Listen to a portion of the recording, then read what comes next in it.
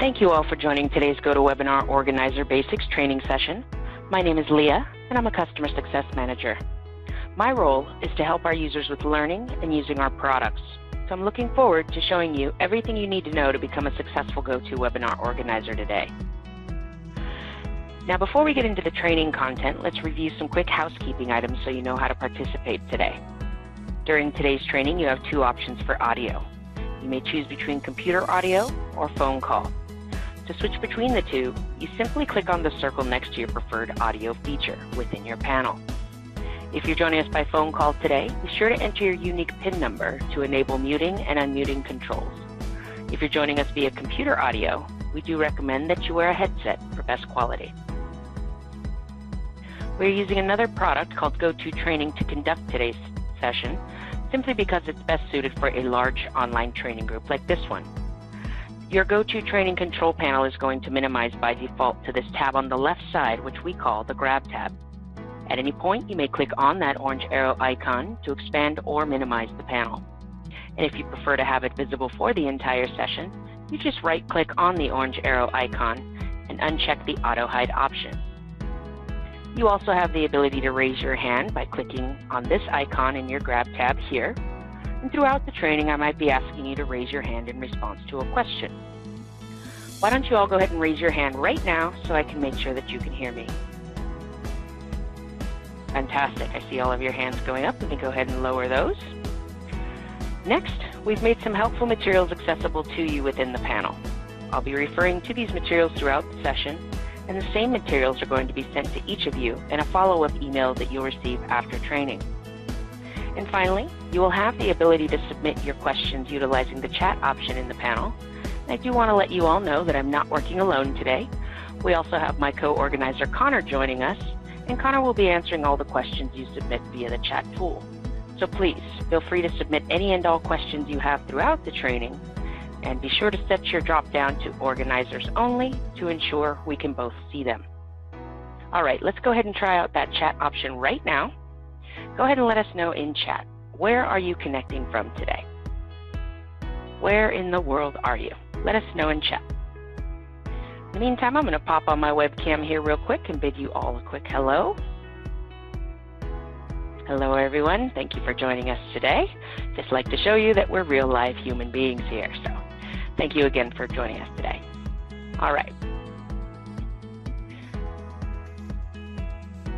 We do have a lot to review together, but don't worry about taking a ton of notes. As a follow-up, you're going to receive a recording of this training so you can go through it at your own pace, in addition to the training materials we've provided.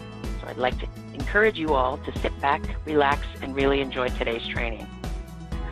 I'm going to take you on a tour of our support site in just a few moments, where you can access training materials on demand. We also offer this training several times a week, so you're welcome to come back and join us again, maybe after you've run a few practice sessions, or even if you just need a refresher at any point. As far as our agenda, I'm going to start out with the basics of the GoToWebinar product, including how to plan and schedule your webinars. I'll share some best practices to consider before your first webinar. I'll talk about starting your events, including your pre-broadcast preparations, and of course, how you manage the in-session controls and features during your webinars. To wrap things up, we'll review resources for support, and then we'll save some time at the end for Q&A. Let's go ahead and get started. So how does GoToWebinar work? GoToWebinar is a real-time desktop screen sharing program. That means that you can share any document, presentation, or website with your attendees, which makes GoToWebinar extremely simple, efficient, and flexible for you to use. The key to remember here is that you do not need to upload any content that you plan on sharing.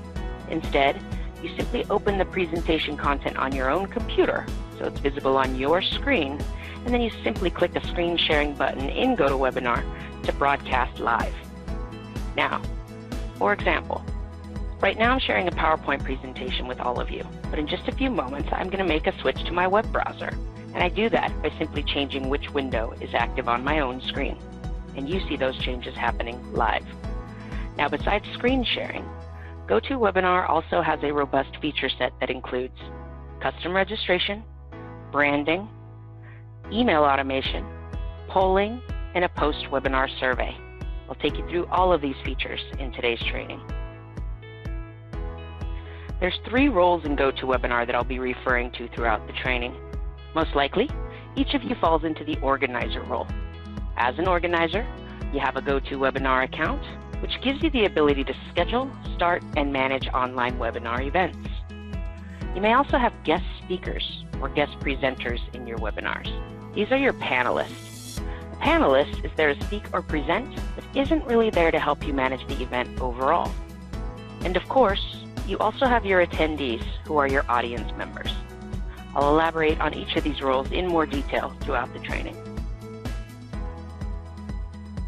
All right, so before we jump into the scheduling and the customizing of your webinars, we always like to learn a little bit about our training audience. So go ahead and let us know in chat. How do you plan to use GoToWebinar? Let us know in chat. Great. See a lot of training coming in, lead generation, marketing events, virtual trade shows, software demos, online trainings. Great, keep those coming in. As you can see, there's lots of great use cases for GoToWebinar.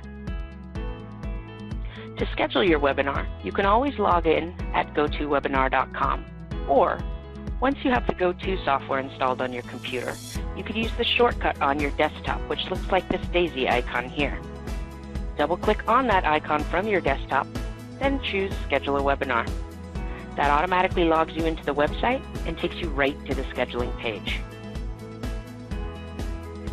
So let's go ahead and jump into the live demo portion of how to schedule a webinar through the organizer website. I'll go ahead and toggle over to my web browser now. As promised, one of the first things I want to show you is our support site. And again, a link is provided as one of your materials today.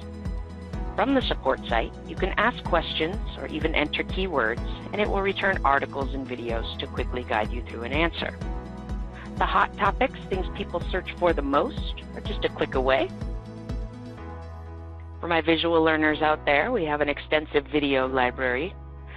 Best thing about this video library is that the majority of the videos in it are very short and feature specific. So if you scroll down, you'll find some additional resources. For those of you that might like PDF documentation, I recommend the Download Guides and Resources page. There's also some great planning and checklists that you can add to your events as well to help you with modifying those. Next, we have our community. This is a website or forum that you can go to anytime to seek help from other GoToWebinar users. Also kept a watchful eye on by our support staff during business hours, and during that time frame, we promise to get you an answer in 5 minutes or less. So if you're like me and you hate to pick up the phone when you have a quick question, please sign up for the community. It's an excellent resource for you. Other times, you may want to pick up the phone and contact our support team.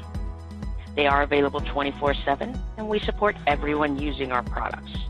So as a best practice, I recommend that you write down our phone number and keep that handy with you during your events. That way, if you ever have a participant that needs a little extra help, you can direct them to us, and we are happy to help them out. Okay, let me go ahead and toggle back to the My Webinars page here. So just a reminder on how to get here. From your browser, you log into GoToWebinar.com with your email and password. As new organizers, one of the first things you want to do with your account is go to the settings here on the left navigation and optimize them for your own use. Starting out with your audio options, GoToWebinar is going to give you these first 2 audio options by default. Computer audio, also known as VoIP, as well as long distance numbers for up to 18 countries. So if you're frequently meeting with people internationally, you can add long distance numbers for those countries. If you do select multiple, be sure to star the country in which you reside, which sets your preferred number, which means it will always show up first in the list of numbers you decided to offer. The third option here will only present itself if you or your company decide to add on a service called Open Voice Integrated, which gives you the ability to provide toll-free numbers to your participants. It also unlocks about 55 countries total. The last audio option is your ability to opt out of all of the integrated audio options that GoToWebinar provides, and instead choose to use your own conference call service. Just select this option here, enter the conference call detail for once for each of the 3 roles, and then you'll be using that third-party audio.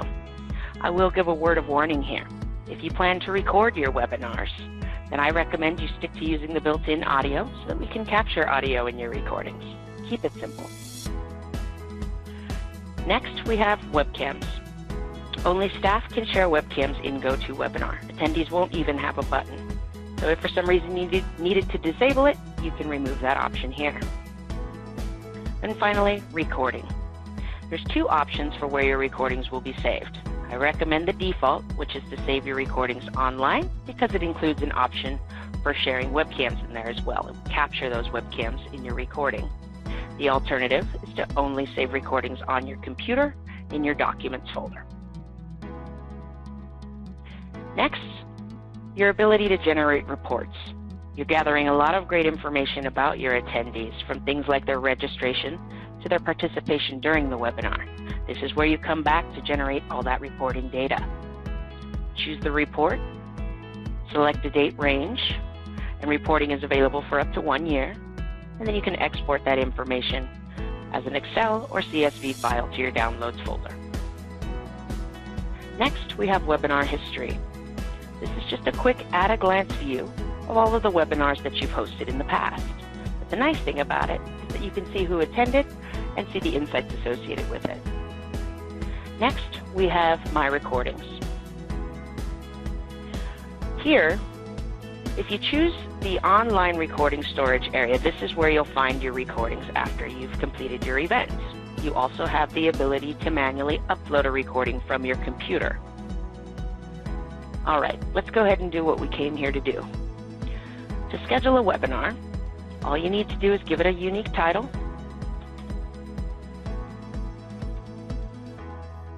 The description is a great place for you to set the webinar's agenda, letting the attendees know what sort of topics you're going to be covering during your event. Next, you want to set the frequency of the webinar. You can choose from a one-time session or a recurrence. Select the date you plan to host that webinar, a start time and an end time. A couple things to keep in mind here. You can actually start a webinar as early as you'd like, and you can remain in a webinar as long as you'd like.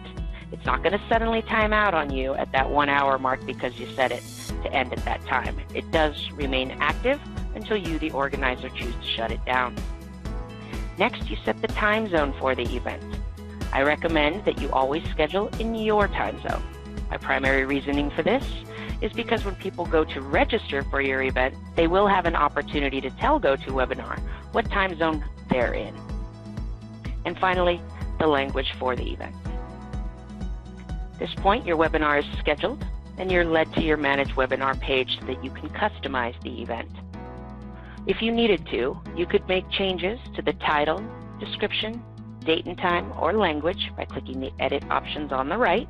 And remember, you just finished doing all of that on the main scheduling page. Next, we have the audio options for this particular webinar.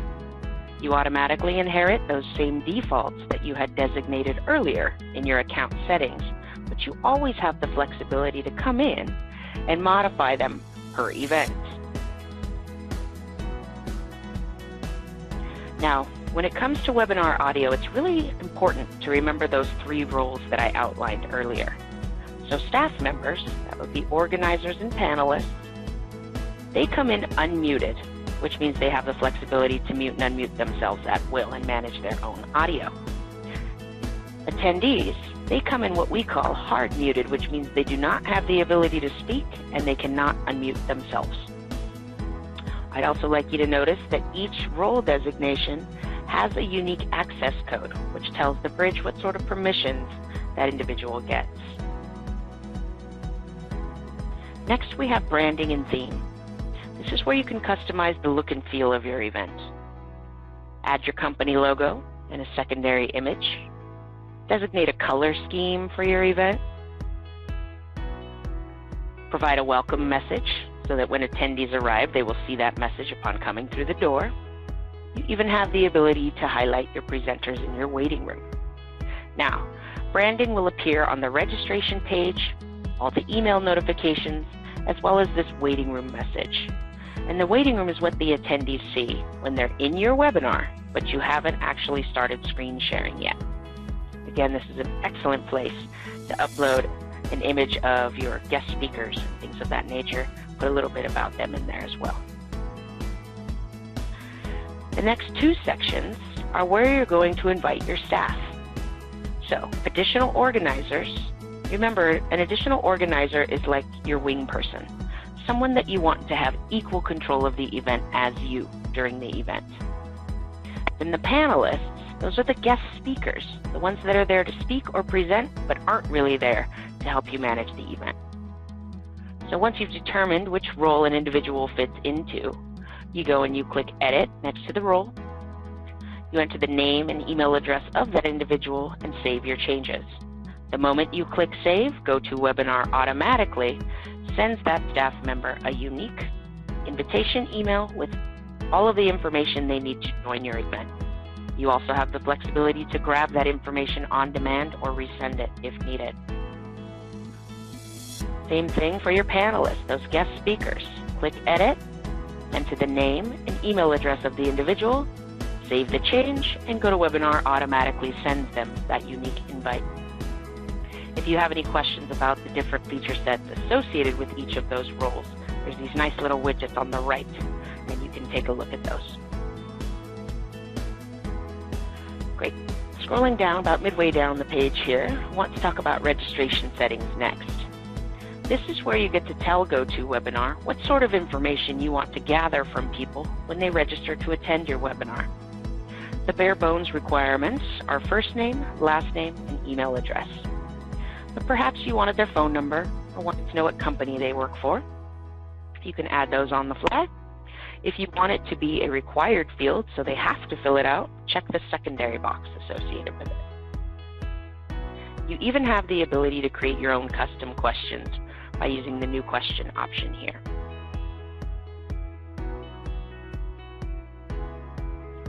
Next up, we have email automation. So after an attendee registers for the event, they automatically receive their confirmation email to join. There's a line in that email that says if you need to contact the organizer, contact them at, and it matches your account email address. But just in case you wanted to modify that and redirect them to a colleague, you can edit that information to redirect them. Now, you also have the ability to customize the emails that GoToWebinar sends out. So I'll use the reminder email as my example. Click Edit on any of these to customize them. So you can set the frequency of how many reminders you'd like them to get, sending up to 3, as far out as 6 weeks in advance, all the way down to 1 hour before. Add any custom information you'd like them to receive, and then save your changes down at the bottom. Next, we have your engagement features, ways to keep your audience attentive throughout the event. Videos, you can upload up to 5 videos to share during your presentation. Handouts are materials that you'd like the attendees to be able to download and keep soft copies of on their own computer. So for example, if you wanted them to have a PDF version of your PowerPoint deck, you can put that PDF right here in Handouts and just drag and drop those files right in there. And then they'll be accessible from the control panel during the live event. The next engagement feature is the polls feature, your way to casually survey your audience throughout the event. So to create a poll, you just want to create the question and the answers you want them to choose from. Save those changes. You can create up to 20 polls in advance. I'll show you how to launch them in just a little bit. Final thing to review together here is the post-webinar survey. This is your ability to gain feedback from your attendees after the webinar has ended. So to create a survey, you just build out each question you want to ask, choosing from the question types we offer, multiple choice options, rating on a scale of 1 to 5, or open box for a short answer. Build out each question, answer, add it to the survey, rinse and repeat until you've built out all your questions. Then, designate the settings for when you want that survey to go out. The default is after the webinar ends A new tab opens in the attendee's browser for them to complete that survey right away. If you want to increase the amount of people who respond to a survey, I recommend also including it in your follow-up email. All right, so at this point, my webinar is all built out. There's only one last thing to do here, and that's to teach you how to share the invitation with people. So you are responsible for sending out that initial invite, the one that's inviting people to register. Here, you have the registration URL. That's the bare bones of what you need to send them. You could also go the easy route and have GoToWebinar email you, the organizer, a template invitation that then you can just forward out to your attendees. That same template text is available for you to manually grab right here to send off to your attendees. And remember, after they have registered, that's when we take over with the email automation. All right, scrolling up to the top here, you have a copy webinar feature. What that does is it takes all the customizations of this event and creates a brand new event so that you don't have to repeat all those efforts, those polls, those surveys, etc. Cancel webinar, be careful with that one. It's like a delete button. So if you do choose to cancel a webinar, be sure you go generate any reports you wanted from it first before you delete it. Practice, I'm a huge fan of practice. I'm going to say that a lot today. The practice button allows you to get into GoToWebinar as many times as you'd like to become familiar with the features, test your audio, and ensure you're set up for success. And then, of course, there's the Start button, which you'll use on the day of your event. That's going to conclude my website demo, so I'm going to go ahead and toggle back to PowerPoint now. To recap the webinar planning best practices, let's do that together. First up, you will always want to select the optimal date and time. Just as an example, most marketers find that webinars held on Tuesdays, Wednesdays, and Thursdays have the highest attendance rates. You also want to consider folks across other time zones. Clearly define the staff's roles and responsibilities. Who will be presenting? Who's going to manage the Q&A, etc. Consider having a co-organizer for background support, very similar to how Connor's backing me up today. I get to remain focused on presenting material to you, and he's actively monitoring your question. And finally, practice on your own, then schedule a true rehearsal with your staff and presenters. GoToWebinar is an all-you-can-use product, unlimited use. You can get in there as many times as you'd like. Now, before your first real webinar, it's important to understand GoToWebinar's audio features and review the software preferences. A great time to do this is during a practice webinar. And a practice webinar is as easy as scheduling a webinar and titling it Practice. Then you invite a colleague or a friend to get in there with you so you can review your audio settings and your preferences. All right, so as the webinar organizer, it's important for you to have a basic understanding of both audio options. So, quick question for you in chat. How are you planning to connect to audio? Are you going to use the telephone or VoIP as your preference? Go ahead and let me know in chat. Okay, I'm seeing a lot of computer audio out the gate here. A couple telephone users. Okay, great. Well, remember, it's important to understand both. So starting out with phone call. When you select phone call in your control panel, all of the dial-in information is displayed. You simply dial that number, you enter the access code, and then your unique audio PIN. The access code is different depending on which role you fall into, organizer, panelist, or attendee, and the audio PIN is unique to each phone caller. Entering the PIN is optional, but it's highly recommended because it enables the muting controls and active speaker identification in your panel. If you're ever having trouble connecting, you can find an alternate phone number by clicking the problem dialing in link. Switching gears to computer audio. The most important thing to remember with computer audio is that the quality heavily depends on things like your internet connection, bandwidth, and the hardware that you choose to use for your mic and speakers. So be sure to follow some of our best practices here. Always be sure you're using high-speed internet. A wired connection is best. It's at least double the bandwidth of a Wi-Fi connection. So whenever possible, use that wired internet connection. Then do some cleanup.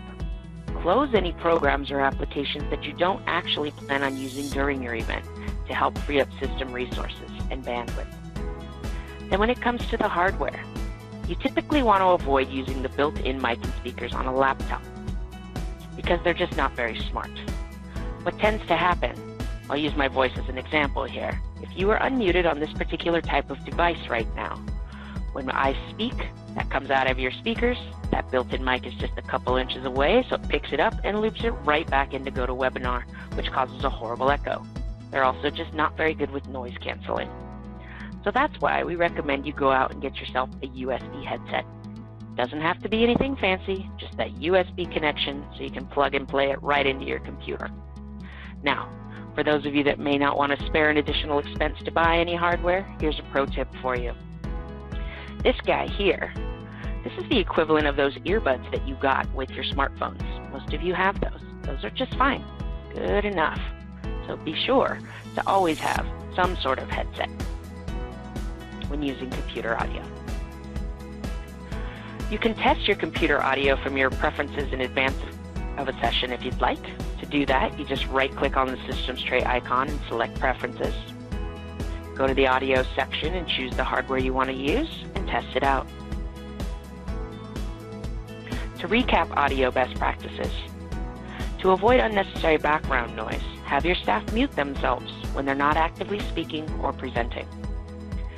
If your staff dial in, ask them to enter their audio PIN to enable that active speaker feature and muting controls. To avoid echo, make sure that the staff members who have selected telephone as their audio option have telephone selected in their panel. Use a headset for computer audio and avoid speaker and mobile phones whenever possible.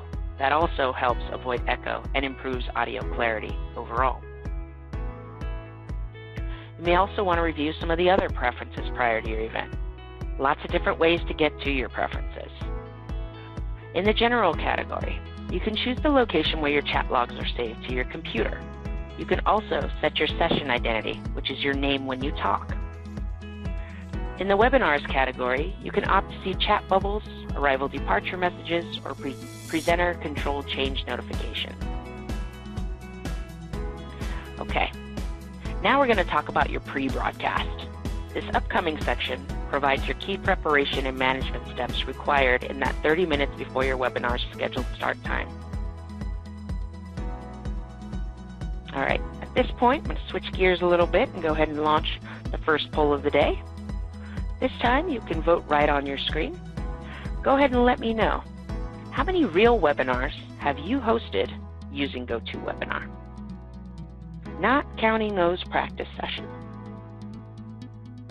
As I'm giving all of you an opportunity to vote, remember, you have access to this poll feature in GoToWebinar. So maybe start to think about how you plan to use it. All right, looks like most of you have voted. I'm going to go ahead and close this out. Thank you for your participation. Next, we're going to run through a production checklist together. Most importantly, you want to confirm that your panelists and guest speakers have received their invites, all of those staff members.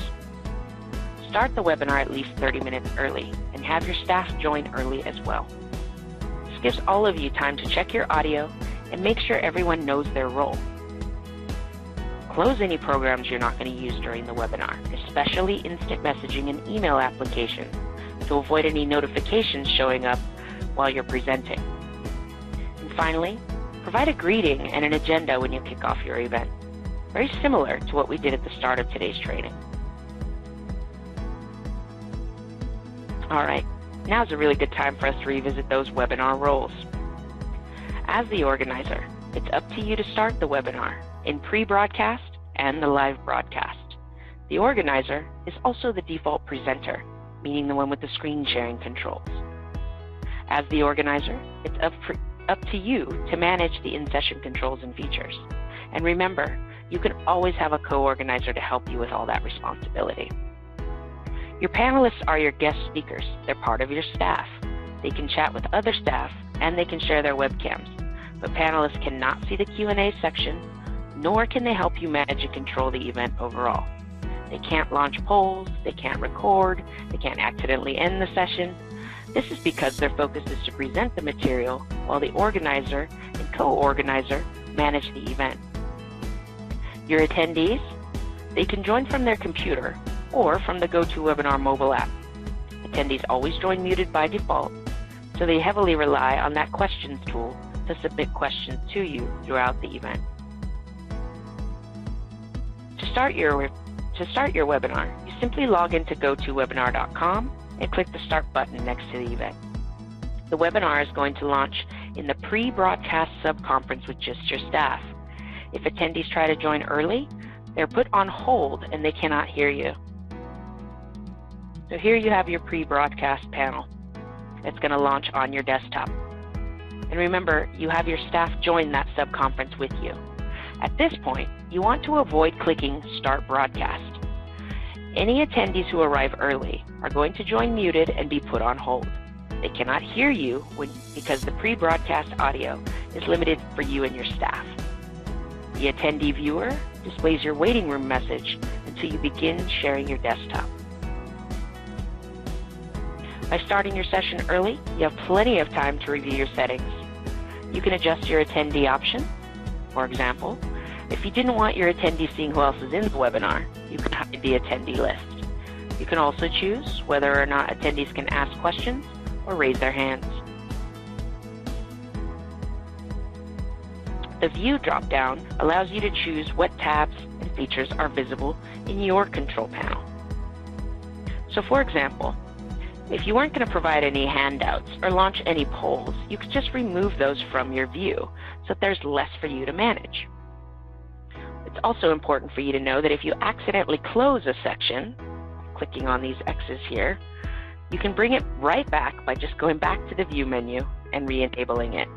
Checkmark means it's enabled. Lack of a checkmark means you've hidden it.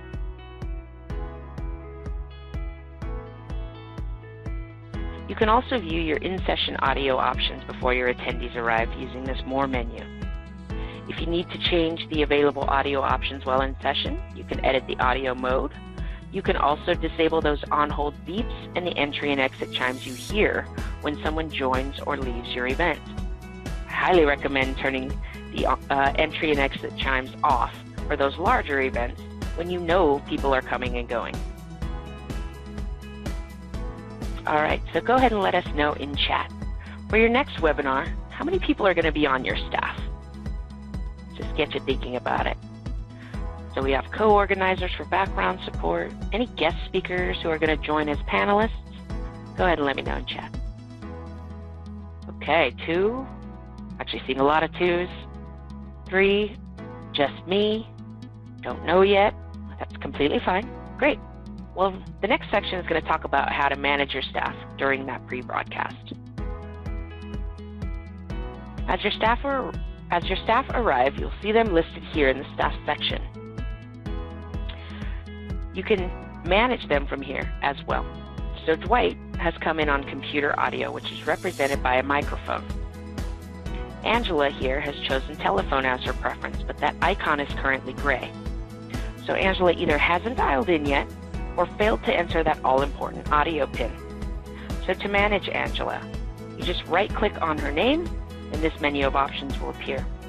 Now you can opt to send the audio pin to her, and she'll receive a private chat bubble with instructions to enter that audio pin on her telephone keypad.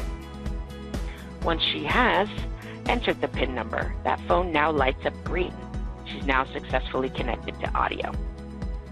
When an attendee mutes themselves, that puts a gray slash through the icon, indicating they've self-muted. When you've muted an individual, it's more of a red-orange slash. And that's important in GoToWebinar because the one that muted has to be the one to unmute. Okay.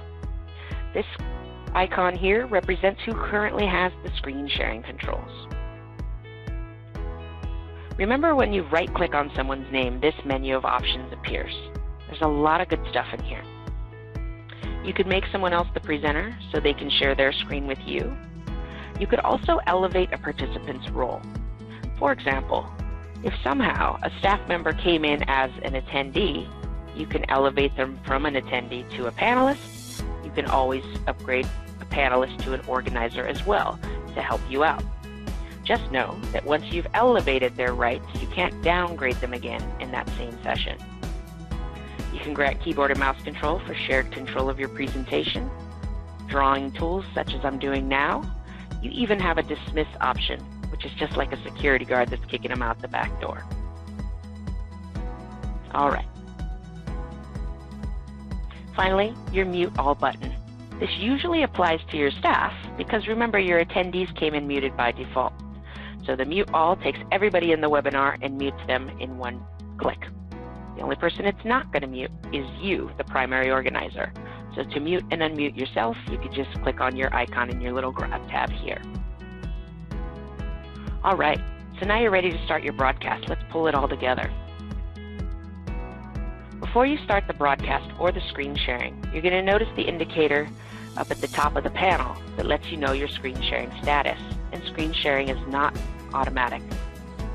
When you're ready to start screen sharing, you want to click the big play button where it says show my screen. Make sure you have your presentation open and ready to be displayed. Now, with that, I want to launch my next poll so we can speak to that. Okay. Again, go ahead and vote right on your screen and let me know, what sort of content do you plan on screen sharing in your next webinar? And you can select all that apply.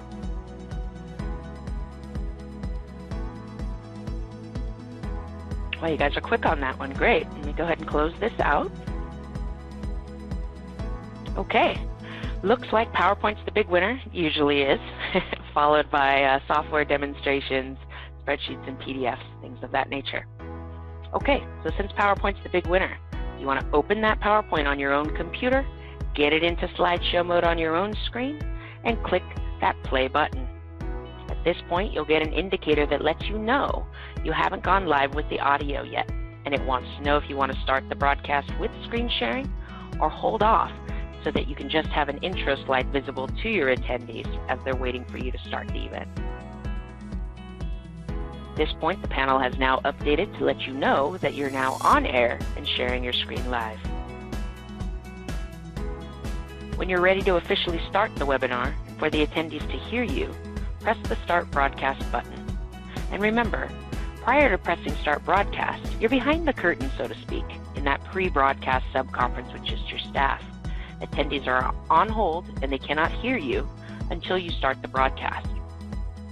Once the broadcast has been started, you can't return to that pre-broadcast green room.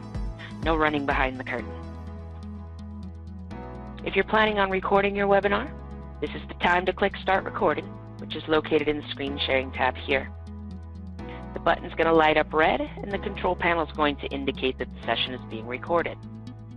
As a best practice, wait about 3 seconds after it lights up, then begin speaking with your welcome and intro.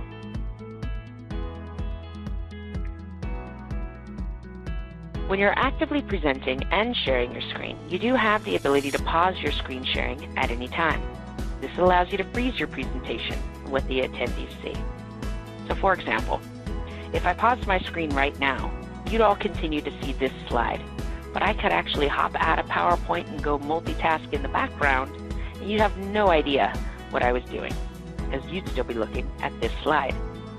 An example is when you might want to quickly show your attendees a web page as part of the webinar.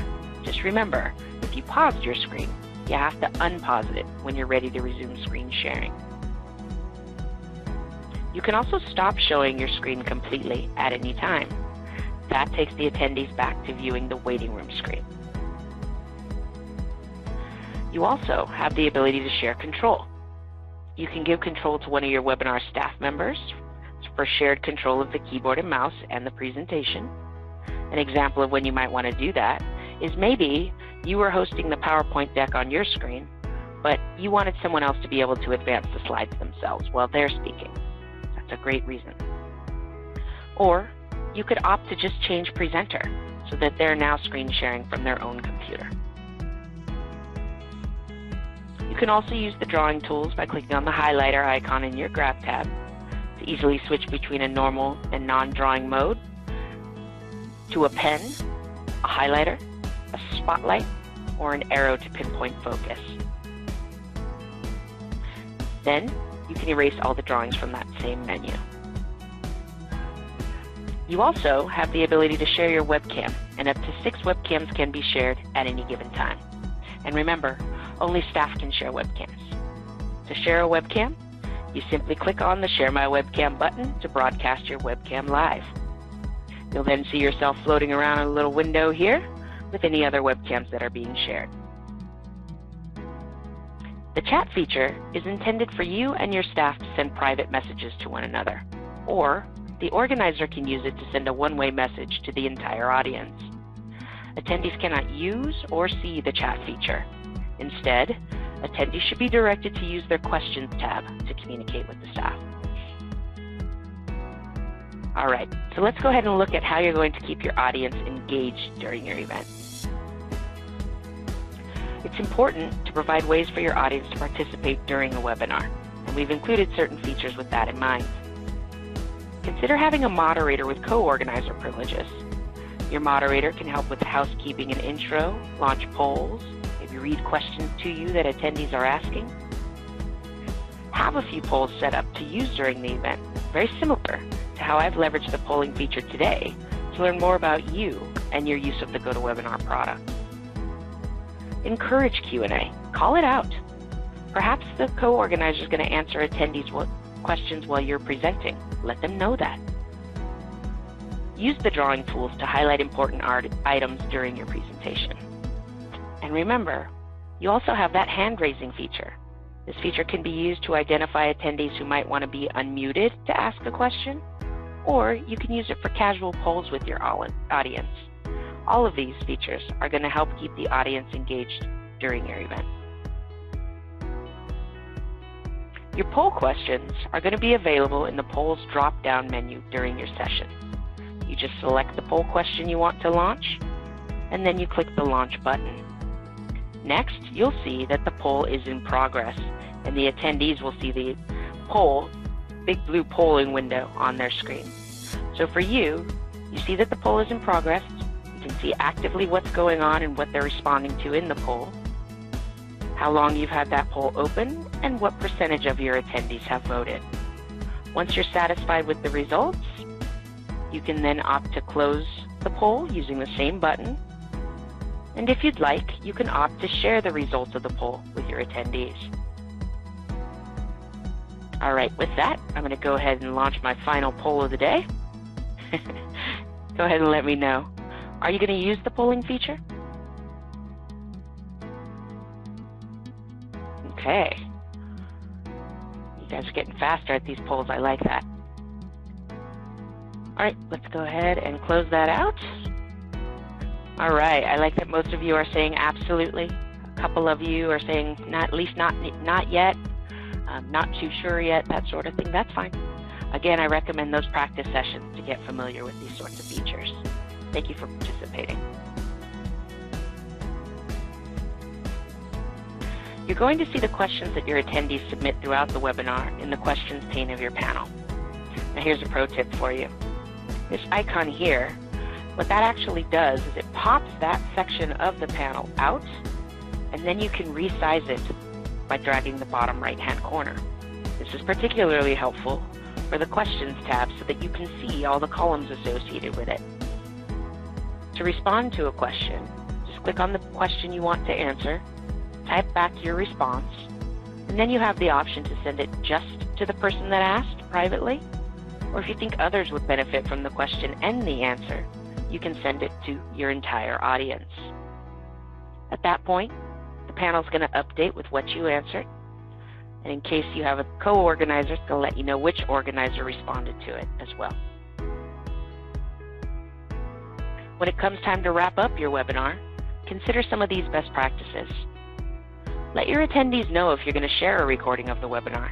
This is done by uploading your recording to your account and linking it to your webinar's follow-up email. You can also post a link to your recording online, anywhere, for on-demand viewing. Consider using the built-in webinar survey to gather your attendees' feedback. Provide them with your contact information and let attendees know how you plan to follow up with additional questions. It's also a great opportunity for you to promote any future events. And finally, after the webinar has ended, take a break, give yourself a pat on the back, and then remember to go back to your account and pull those post-webinar reports. You've gathered a lot of great information, from things like attendee registration to their participation in session. So use your reports and follow up with them as needed.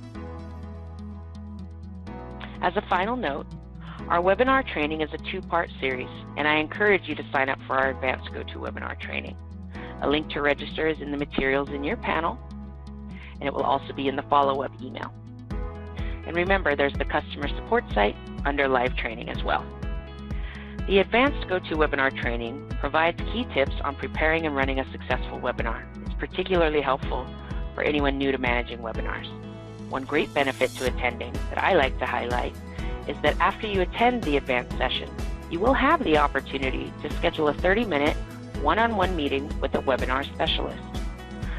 This complimentary meeting is designed to help you with a technical dry run, or you can use it for additional training.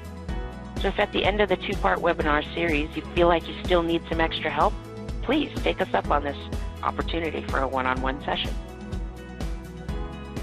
So to wrap up today's webinar, we do want to remind you that customer care and technical support teams are available for you and your attendees 24/7. Call us anytime for support, or visit the support site and community site online for self-serve resources. Today's materials and the recording will be in a follow-up email sent after today's training. We encourage you to review the recording while following along in your own account. Directly after this training, you're going to see a brief survey pop up requesting your feedback on today's training.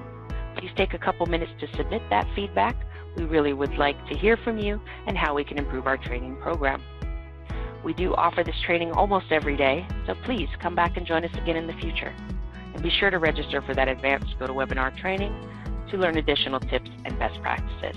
And finally, we do offer webinar event services. Check out the materials section for more information on that premier service. Connor and I are going to stick around to answer any additional questions you all have, so you're welcome to stay and participate in Q&A.